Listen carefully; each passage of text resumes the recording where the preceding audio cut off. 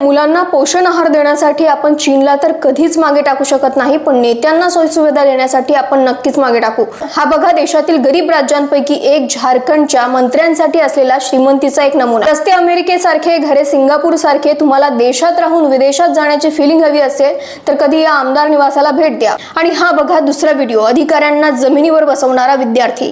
झारखंडमध्ये परीक्षेत घोटाळे होत आहेत, विद्यार्थी रस्त्यावर उतरले, उपोषण करत आहेत आणि त्यांच्यासोबत बोलण्यासाठी सरकारकडून आलेले अधिकारी त्यांच्यासोबत जमिनीवर बसायला तयार नव्हते, त्यांना स्पेशल ट्रीटमेंट हवी होती। या अधिकाऱ्यांना, नेत्यांना इतका अहंकार, स्वतःला राजे समजण्याची मानसिकता येते कुठून?